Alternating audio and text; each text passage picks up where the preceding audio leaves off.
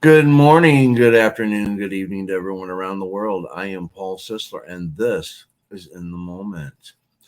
Today, we will finish up Rene Descartes' First Philosophy. Reason why we're bringing an end to Rene Descartes is remember the show is becoming Stoic. And one of the things that I want to illustrate is that not all philosophers were Stoics. And though they may bring great questions to the table, we have to ask ourselves again, what is Stoicism? And when you look at some of the greats like Pythagorean, and you look at Marcus Aurelius, and you delve into their virtues on how they perceive life, that is what we're looking for. That is what Stoicism is.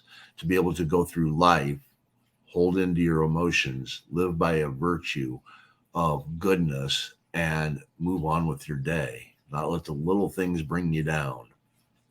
So, I'm going to conclude with Rene Descartes today. And I know Elizabeth Masters, she had an issue at work. She may be in. She can get that handled. We'll see. I'm going to go to meditation 3. And meditation 3 is of God that he exists. And I'm not going to read through all of the third meditation, but I'm going to bring up some points here. I'm going to go to the third section of meditation 3. Nevertheless, I before received and admitted many things as wholly certain and manifest, which yet I afterward found to be doubtful. What then were those? They were the earth, the sky, the stars, and all the other objects which I was in the habit of perceiving by the senses. But what was it that I clearly and distinctly perceived in them? Nothing more than the ideas and the thoughts of those objects were presented to my mind. And even now I do not deny that these ideas were found in my mind. But there was yet another thing which I affirmed, and which, from having been accustomed to believe it, I thought I clearly perceived, although in truth I did not perceive it at all. I mean, the existence of objects external to me, from which those ideas proceeded, and to which they had a perfect resemblance. And it was here I had, and it was here I was mistaken. Or if I judged correctly, this assuredly was not to be traced to any knowledge I possessed. Now, Rene Descartes has the inability to leave this aspect of God. Um, where do my thoughts come from? The things that I see before me that I perceive as being real, as fact, as truth, versus what comes to me in my mind. What comes to me and where does it come from? Who am I? What am I? And this is kind of what he is trying to associate, because you got to remember Rene Descartes was a mathematician. So let me take to number 4, which will help explain number 3 a little bit better. But when I considered any matter in arithmetic and geometry, that was very simple and easy, as for example, that 2 and 3 added together make 5. And things of this sort, did I not view them with at least sufficient clearness to warrant me in affirming their truth?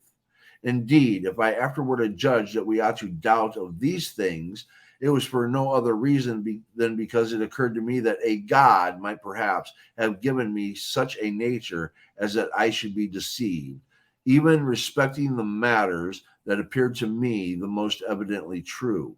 But often as I but as often as this preconceived opinion of the sovereign power of a God presents itself to my mind, I am constrained to admit that it is easy for him, if he wishes it, to cause me to err, even in matters where I think I possess the highest evidence. And on the other hand, as I direct my attention to things which I think I apprehend with great clearness, I am so persuaded of their truth that I naturally break out into expressions such as these: deceive me who may, No one will yet ever be able to bring it about that I am not, so long as I shall be conscious that I am. Regardless of whether a creator has given me these imaginary thoughts, making me perceive things that do not exist, that I know aren't real because I can't pick them up, I can't touch them, I can't feel them, I can't smell them, I can't hear them. The creator then would be the one that would deceive me. So again, instead of ironing out what he as a human being would think without the perception of a God in the background directing his thoughts or allowing him to be deceived in any way, shape, or form, he's taking on this aspect of, all right, I can believe that 2 plus 3 is 5. And if that's not true, then the only reason why it wouldn't be true is that a God or a deity would be making me think otherwise. So he's putting into his own conclusions that any error on his part is going to be that of a deity. But now he has to question, why would that deity bring that deception? Well, then it would have to be the devil, or because a good God wouldn't do that. So as you go on with Rene Descartes, he continues on with this deception aspect. And in truth, as I have no ground for believing that a deity is deceitful, and as indeed I have not even considered the reasons by which the existence of a deity of any kind is established, the ground of doubt that rests only on the supposition is very slight, and, so to speak, metaphysical. But that I may be able wholly to remove it, I must inquire whether there is a God. As soon as an opportunity of doing so shall present itself, and if I find that there is a God, I must examine likewise whether he can be a deceiver.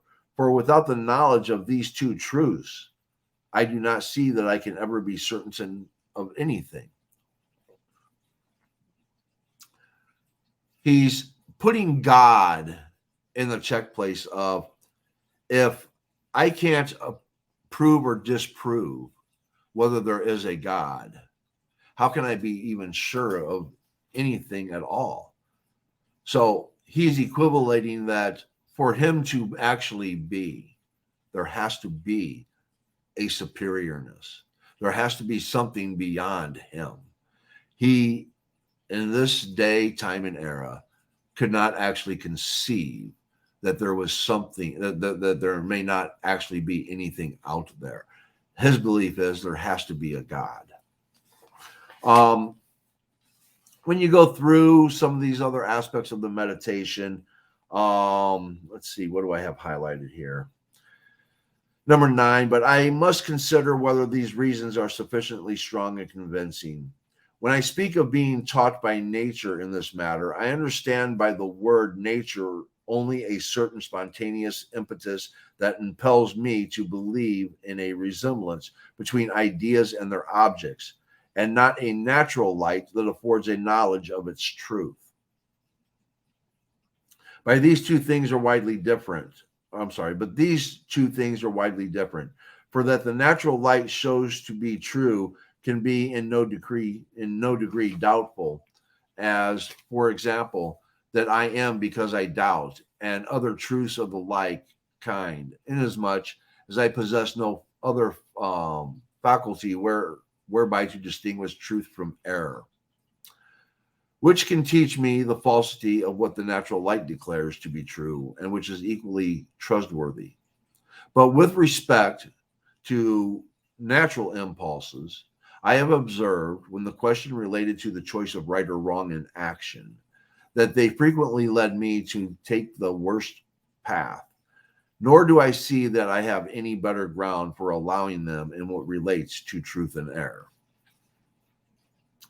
Again, putting this back into a religious aspect, because his thinking is that even though things by nature can be deceitful in their own attributes of what you may recognizes one thing where somebody else may recognize it as another based upon your perspective of it.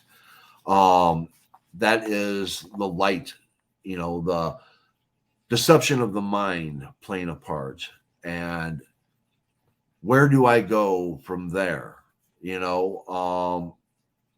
I have to bring it back to a God. A God is allowing me this. Number 10, then with respect to the other reason, which is that because these ideas do not depend on my will, they must arise from objects existing without me. I do not find it more convincing than the former, for just as those natural impulses, of which I have lately spoken, are found in me, notwithstanding that they are not always in harmony with my will. So these thoughts that you get versus what exists in the world and how you interact with them. Again, he's bringing into question things that when we sit there, we know the difference between our dreams and we know what we have to do in reality. We know that we have to put gas in a car to make it go, or, well, charge the electric car to make it go. It just doesn't work on its own. There are things that have to be done. Water, you can go to the lake, you can drink water, but you could get sick from it. But the water from the tap, why doesn't that make me sick? It's still water, but the reality is that we have processes, we have things that we do. So the deceit isn't of one water is a bad water and one water is a good water. The reality is that there's things that we can't see, like bacteria and viruses and things like that have an effect. So in this day and age, we have processes and we've become accustomed to them. You don't go out and drink water out of the lake, you drink your water out of your tap. And there's even people like myself who filter water to get other things out of the water that we don't want in our bodies. So today we look at things differently than what they did back in Descartes' time. And part of the upbringing in this day and era was very strong with religion and the belief in a God. So his inability to separate himself from that is where the problem lies. When you go further into his meditations, you go into meditation 4 of truth and error. And this, again, this whole section basically is him going back and forth with him, comparing God and the ability to be deceived. He constantly brings it back that if the things that he cannot perceive to be actual would be an act of deception, it would have to be the act of a deceptive deity. Whereas only a good deity will let him see the good things. So you have to really take a look at what perception he comes from in describing his thought process. The first part of truth and error. I have been habituated these bygone days to detach my mind from the senses, and I have accurately observed that there is exceedingly little which is known with certainty respecting corporeal objects, that we know much more of the human mind and still more of God himself. I am thus able now to, without difficulty, to abstract my mind from the contemplation of imaginary objects and apply it to those which, as disengaged from all matter, are purely intelligible. The mind and the body are two separate things. And this is what he is going through in Truth and Error. And again, he brings God back into it and still more of God himself.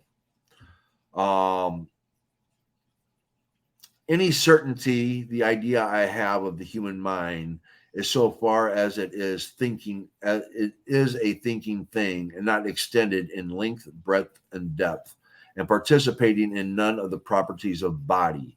It is comparably more distinct than the idea of any corporeal object.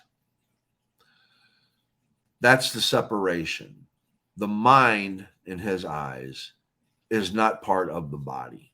It's a complete separate thing, and it's a manifestation with the likeness of God. And in some strange sense, just from how he talks about things, he provides that he has a connection with this God, and that makes him greater than that of the body. So, with that, he now goes back into the questioning of his own thoughts, what is real and what isn't. And in some aspect, I believe he starts to question whether, even in his thoughts, that maybe in his dream world, which is going to be a closer connection to God, that there might actually be a reality to this thought process. But then the physical world, you're going back into the geometry and the mathematics of 2 plus 3 equals 5. These are the things that I can reasonably see, touch, taste, feel, and I know these things to be true. So now you're still into the questioning of the mind and the questioning of God. I'm trying to see if there was anything else in 3 that really resonated with me.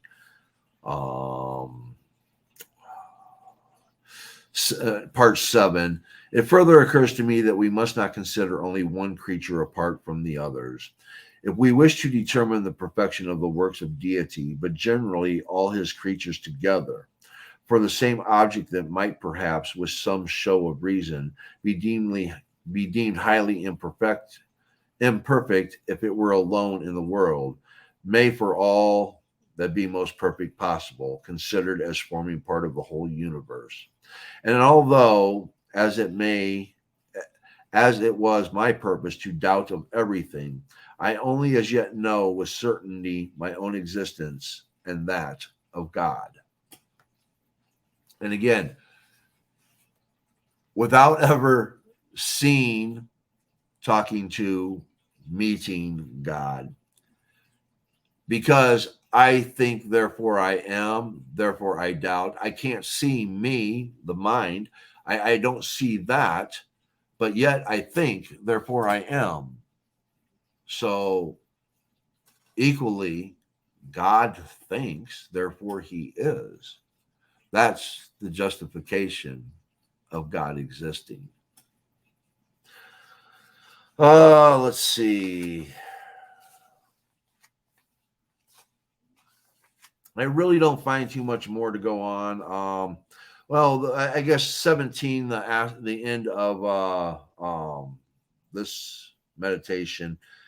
And since it is in being superior to error that the highest and chief perfection of man consists, I deem that I have not gained little by this day's meditation in having discovered the source of error and falsity. And certainly this can be no other than what I have now explained.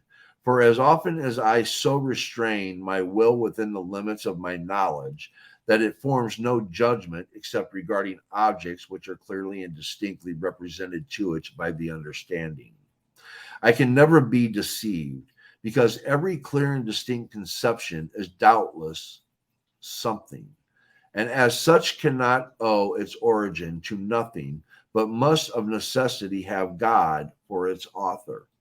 God, I say, who is supremely perfect, cannot, without a contradiction, be the cause of any error, and consequently it is necessary to conclude that every such conception or judgment is true. Nor have I merely learned today what I must avoid to escape error, but also what I must do to arrive at the knowledge of truth. For I will assuredly reach truth if I only fix my attention sufficiently on all of the things I conceive perfectly, and separate these from others which I conceive more confusedly and obscurely, to which for the future I shall give diligent heed. So, if something is not of perfection, Again, back to mathematics. Remember, Descartes is a mathematician. So 2 plus 3 equals 5. Anything that tries to say 2 plus 3 is lower or higher is deception. It's not of God. It's not perfect. The glass I drink from, it still holds water. So it is perfect. It is of God. We're able to create this glass because God allows us the knowledge to do so, because we are perfect. Anything else is not that of God. It's the devil deceiving us. So Rene Descartes, and being unable to separate God from his philosophies, and in his attempt, remember, his attempt is to eliminate everything, to doubt everything, to find the truth. And the one thing that he was unable to do in finding his truth was to eliminate God from the equation. Well, if your journey is to explore and find what is real and what isn't real, and you've eliminated everything else and you question everything else, but you still have God up here in the corner as part of that equation, then you haven't eliminated everything, because you've left God in the equation. So if you're truly to examine everything as a doubt to see what is real and what is not, you must also examine your God. But again, that's my perception of it. Meditation 5, of the essence of material things, and again of God, that he exists. Several other questions remain for consideration respecting the attributes of God and my own nature or mind. I will, however, on some other occasion perhaps, resume the investigation of these. Meanwhile, as I have discovered what must be done and what avoided to arrive at the knowledge of truth, what I have chiefly to do is to essay to emerge from the state of doubt in which I have for some time been, and to discover whether anything can be known with certainty regarding material objects. In other words, we're just going to put the mind and God and all of this stuff off to the side and come back to the materialistic things. What are these? And then we'll address God later. Because again, when you're going to have a conversation with somebody and you want to talk about the reality of, again, am I awake or am I dreaming? Well, hey, I have my coffee.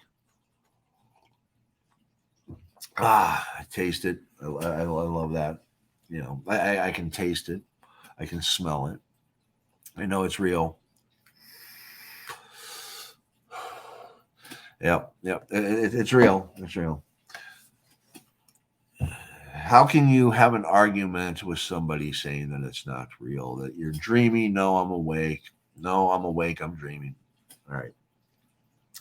This is where a lot of people get fed up with Descartes, because Descartes goes into these back and forths, a lot of times contradicting himself because of, again, his belief in God. And he creates circular and divisionary arguments. And in doing so, he doesn't propose true solid evidence other than when he talks about the material things. Let's see. Is there anything in here that I have highlighted that could be... Hold on, let me see.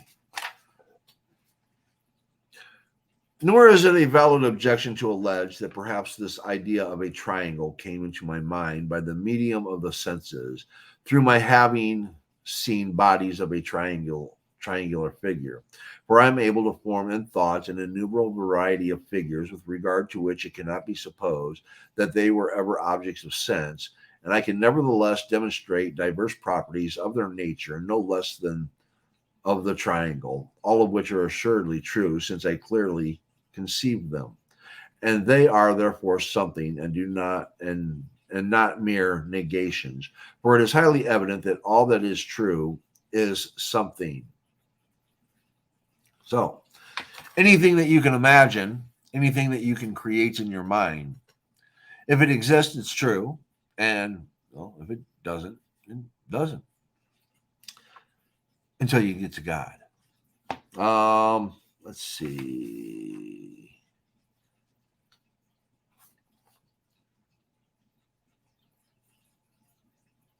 All right. Now, this is where, in his going back and forth, that the idea that you can, anything that you can conceive is an actuality.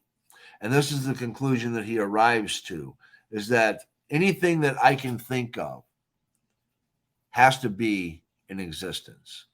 I may not see it here and now, but if I can conceive it, it's because it exists. And this is where he turns that argument. Again, you'll note the contradictions in his works. And then when you get to this aspect, but the cases are not analogous, and a fallacy lurks under the semblance of this objection. For because I cannot conceive a mountain without a valley, it does not follow that there is any mountain or valley in existence, but simply that the mountain or valley, whether they do or do not exist, are inseparable from each other. Whereas, on the other hand, because I cannot conceive God unless as existing, it follows that existence is inseparable from him, and therefore that he really exists. Not that this is brought about by my thought, or that it imposes any necessity on things, but on the contrary, the necessity which lies in the thing itself, that is, the necessity of the existence of God, determines me to think in this way. For it is not in my power to conceive a God without existence, that is, a being supremely perfect, and yet devoid of an absolute perfection, as I am free to imagine a horse with or without wings.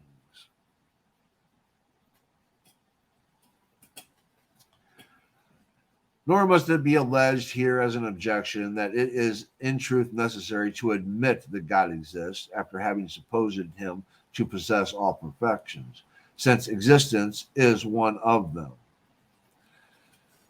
Then he goes into his original opposition, and again, back and forth. So, in the end, anything that you can conceive, though it may not exist here, it has existed, it does exist, or will exist, because you can conceive it.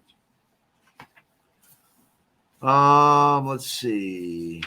I think that about ends that on the fifth. Meditation 6 of the existence of material things and the real distinctions between the mind and body of man. See if I have anything in here highlighted that we can incorporate into this. Nor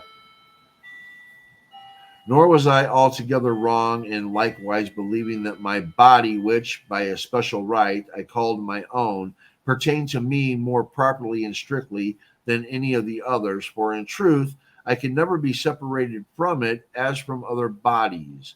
I felt in it, and on account of it, all of my appetites and affection. And in fine, I was affected in its parts by pain and the titillation of pleasure, and not in the parts of the other bodies that were separated from it.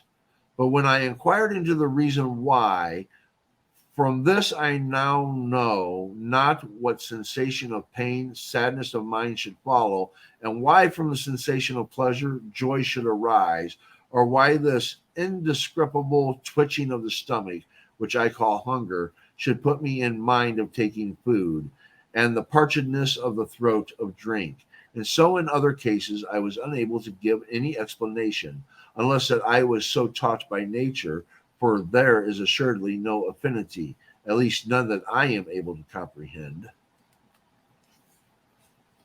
Make with it what you will. Let's see. Okay.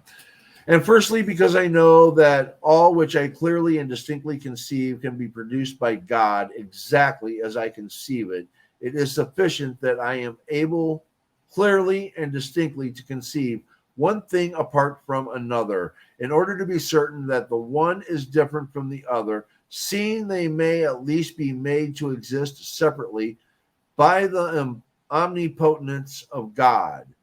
And it matters not by what power this separation is made, in order to be compelled to judge them different, and therefore merely because I know with certitude that I exist, and because in the meantime I do not observe that aught necessarily belongs to my nature, or essence beyond my being, a thinking thing. Now it's a Though I may see the horse with wings in my imagination, it's not that the horse with wings actually exists, but because I know that wings actually exist and that a horse actually exists, I can now put the two together and imagine what a horse with wings would look like. Whereas if that's something that would be necessary for us on this plane, God would have created that. But I can imagine it. Um, oh, okay. That basically concludes the meditation of the first philosophy, Rene Descartes. I encourage you to read Descartes. The reason why reading Descartes is necessary is that Descartes requires critical thinking skills.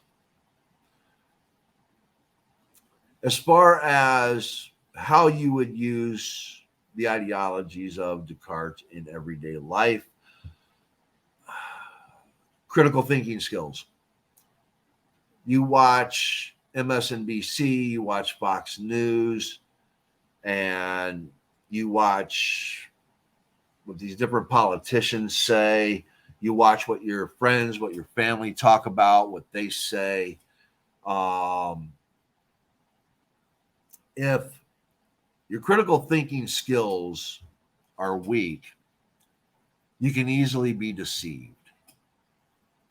You can easily be made to believe something that is not. Critical thinking involves the ability to utilize logic, deductive reasoning, and the common sense that we all are supposed to have. And common sense is, we observe that the sun rises in the east, it sets in the west. And common sense dictates, along with deductive reasoning and logic, that when I wake up in the morning and I'm going to go outside to watch the sunrise, that I'm going to face east to see that. Now, until that doesn't happen, that's going to be a reality. I know that exists because I watch it every morning. So when you start looking at people in life and the discussions that you have with them, there's certain things that you can pick up on that are embellishments. The source of it may be truth, but you know, yeah, I drank 100 gallons of water today. An intentional embellishment. I'm saying that I drank a lot of water today. I don't expect anybody to believe that I drank 100 gallons of water today. But the embellishment is there for purpose of I drank a lot of water. The logical person that has critical thinking skills is not going to think that I'm a liar because I said I drank 100 gallons of water. They're going to be able to pick up that that's an embellishment with intent to show that I drank a lot of water today.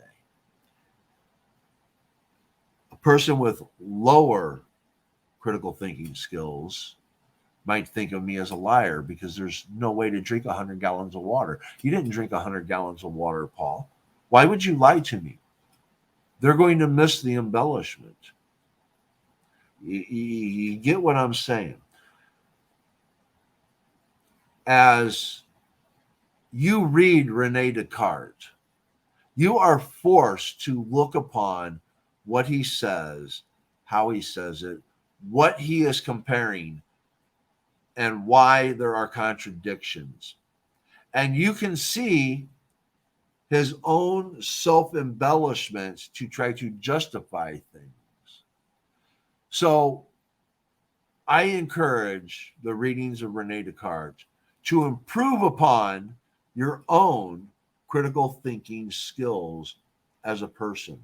That way, when you read someone like Marcus Aurelius, Plato, Socrates, the writings of the Pythagoreans or Pythagorean himself, um, when you go into some of these greats and you start to analyze what they're bringing to the table and why they view things in the way they do, it's going to make sense to you. Whereas if you're lacking in the critical thinking arena, you're only going to find confusion. You're only going to find confusion. Rene Descartes allows you to delve in. Now, granted, if you are already lacking in critical thinking skills, Rene Descartes is not a good place to start because you're going to be lost. Um, Maybe go back to something much simpler, like maybe a philosophy 101 class, to bring something up in you that you may not have looked at in a group setting of philosophical argument and debate would absolutely do some good for you. Any kind of a critical thinking philosophy, absolutely get into that. Critical thinking is important in everyday life. And without these great philosophers, these great examiners of the mind and the thought process, the examiners of human culture, human existence, why we do the things that we do, why we look at things the way we look at them. It can open your eyes to many avenues that you may not be accustomed to. So I highly encourage getting into the philosophies. If you find yourself as someone that is angry all the time, if you're finding yourself as someone that is depressed all the time, um, obviously you may want to seek, professional help. But if it's something that you believe is manageable, I encourage grab out some of the great philosophers and pick up what they are talking about and how they help you delve within your inner self. Because part of the problem I think today that a lot of people are facing is that not enough people are looking into themselves. They're looking for other people to blame, to justify their own actions, to get through life because life is difficult. I have found that a lot of the people that I have talked to, that when they delve into a philosophy, it helps them tremendously. Is it really a mistake that Descartes assumes a presumption of God? Either there is or is not a higher organizing power. Hold on a second. Um, this is just one of two paths. Thomas Aquinas, Kirkland, uh, Kierkegaard, and others do too. True, very true. But you also have to look back into their eras of what was presented as a mode of theology and um, what people were expected to take part in. Because you have to remember that in some of these eras, the religious freedoms that we have today We're not present in some lands of certain belief systems. So I'm not saying that it's a mistake that Descartes assumes a presumption of God. It's how it would be a mistake for me to presume there is a God in reading Descartes. Am I free to believe that there is a God or not a God? Yes.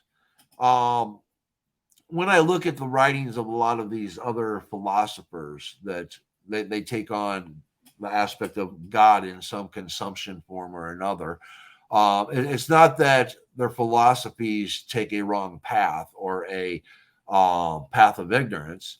It's a path of the unknown. I mean, even today, people will argue on whether or not there is or is not a God and what we believe in and why we believe in such a thing.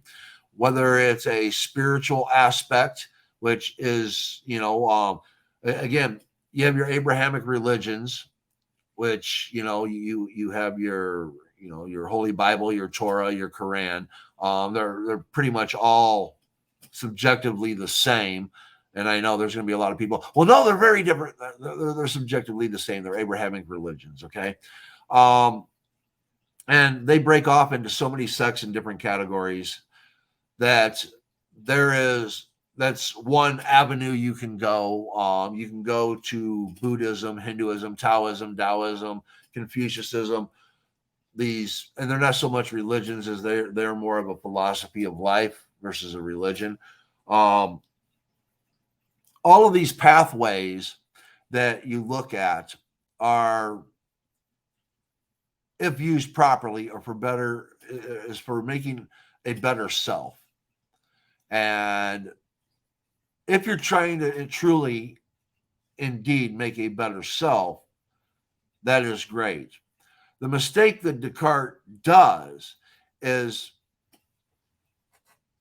if you're going to pose the argument of, I'm going to take away everything, I doubt everything, you must also doubt that very God you believe in. If you're going to doubt the glass that you hold in your hand, you must also doubt the God that you believe in for the argument. It's not wrong for him to assume there is a God, but for the sake of the argument that he tries to make, he also has to take that God out of the equation. He has to question his own God, which he does. He does do that. He does question, but he doesn't question the existence of the God. He questions the morality of the God.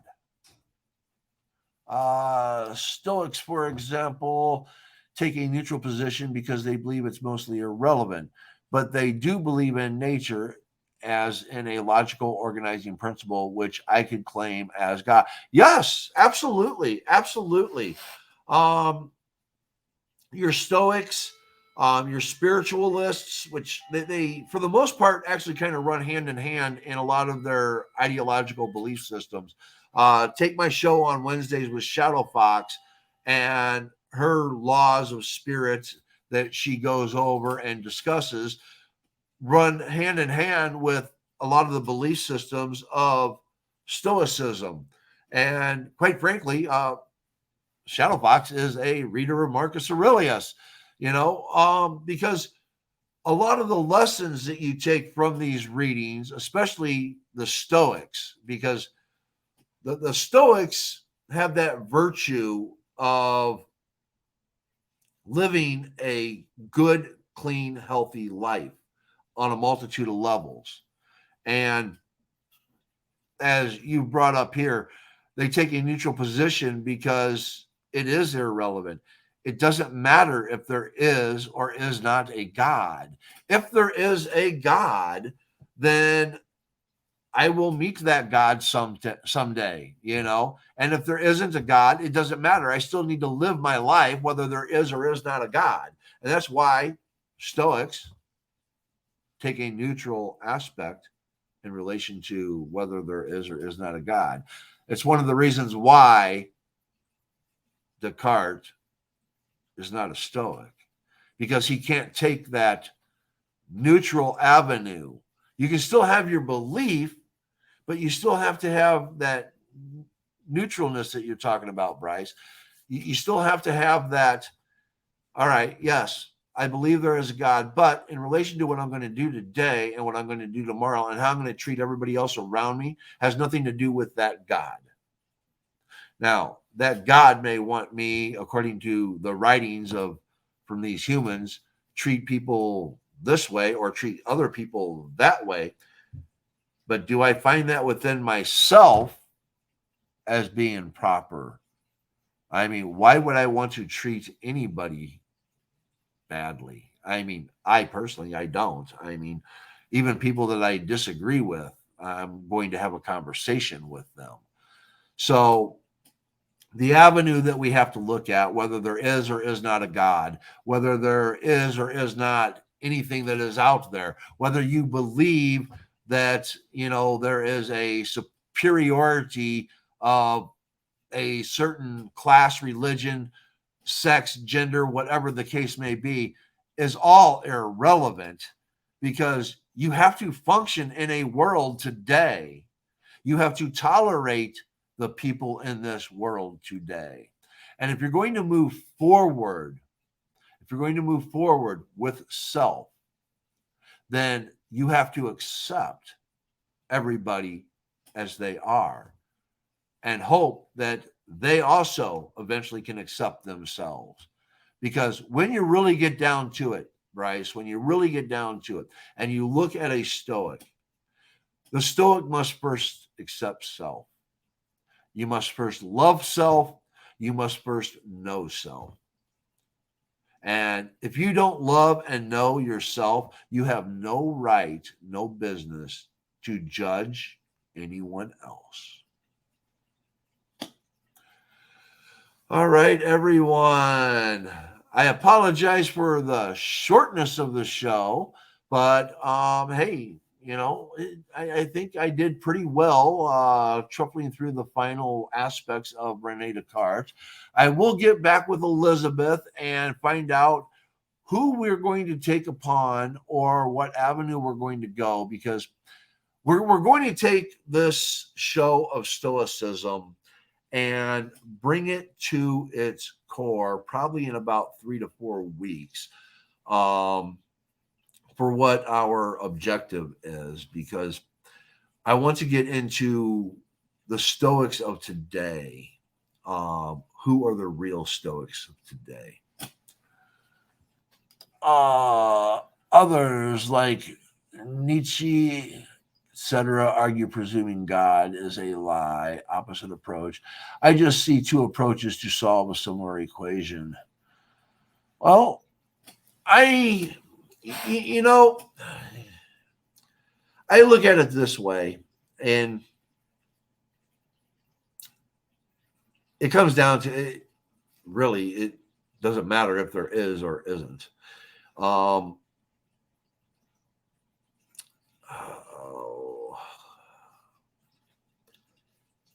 Whether you presume one to be or one not to be, again, is irrelevant.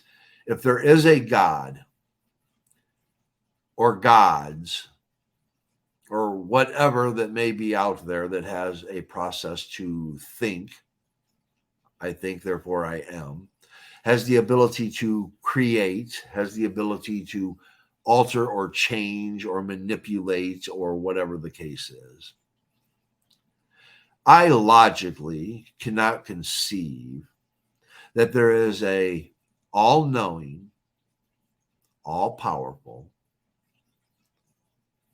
creator of all things, all good being out there. Because if you're the creator of all things, logic would dictate you have created all things. You therefore can't be all good, because we have evil. So If you're the creator of all things, you created good and evil. So you can't be all good. And if you're all powerful, then why would you, if you're the creator of all things, let your creation suffer? Again, you're not all good. So that's where I am when it comes to religion. Does that mean that there isn't a God? No, no. There could be a God out there, just may not be all knowing or all powerful or all good. There may be multiple gods out there. I don't know. Quite frankly, I really don't care. I have a life to live here. And I believe that we as human beings should focus more on our life that we're living here and doing good for others, helping self, than going out there and trying to cause harm. And if part of the other excuse is there is no God, why would you do good?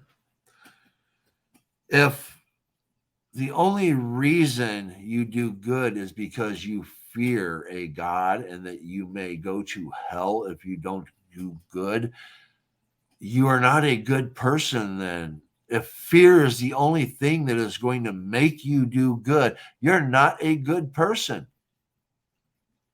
I refuse to live in fear. And I'm definitely not going to live in the fear of a God. So if there is a God that's out there and I'm supposed to fear that God, sorry, I don't. Strike me, do whatever it is you're going to do. I don't care, because I'm going to continue living my good life and being good and kind to others, helping people when I can, and making sure that I live the most virtuous, the most honest life that I can lead. So there we go.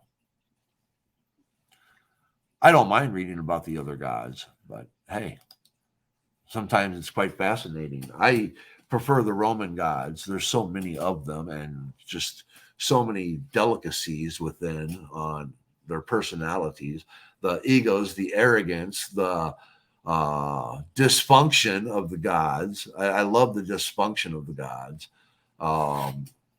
That humanizes them even more for me, which tells me where most of them were probably created. From the aspects of humanism. The argument is that the free will of men brought evil into existence. There is no choice of God slants the equation to make everything good. Well, again, if God is the creator of all things, then and he's all knowing, well, there is no free will.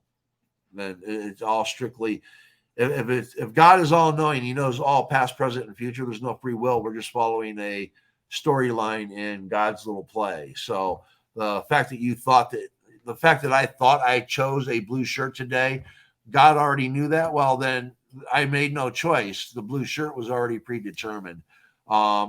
So, and you can't bring something into existence if the creator of all things created all things. So we're not creators. We are just players on a script. There is no choice of God slants the equation to make everything good. Everything being good. If you had a world without evil and everybody was doing what was in the best interest of self and others, I would love to live in that world. Doesn't need to be hate or discontent or people putting people down because they're different or whatever. We would still have the free will to make choices of what color do I wear today? Where am I eating today? Let's go eat here or let's go eat there. What's wrong with having a life of joy and pleasure? Why does there have to be evil? I pose that argument. Why does there have to be evil? And don't give me, well, there has to be balance. We can have balance within good. Don't have to have evil to be the balanced aspect of the equation. So, answer that argument. Why does there have to be evil? So, Anyways, thank you, Bryce. I appreciate that. I would love to have you on here. I want to do the argument of free will versus determinism. And I think down the road, I think Elizabeth and I will bring that topic up because the argument of free will versus determinism is a very good topic to go into in relation to Stoicism. I think that Stoics truly believe that there is an aspect of both in play, where I think the philosopher is going to try to make an argument for strictly one side or the other. And again, there's another aspect of things that people want to put out there. It has to be one or it has to be the other. There is no in between, which is also a fallacy. That's even more scripted than the choice scenario I proposed, though. Okay. Yes. The argument of determinism versus free will is pretty scripted. That's why I like to delve into the hybrid. I like the hybrid aspect of everything. I love hybrids. So, anyways, Bryce, thank you for your last minute interjections to help me extend the show. I appreciate it. Remember, everyone, be kind, be happy, and may good things come your way. Thank you.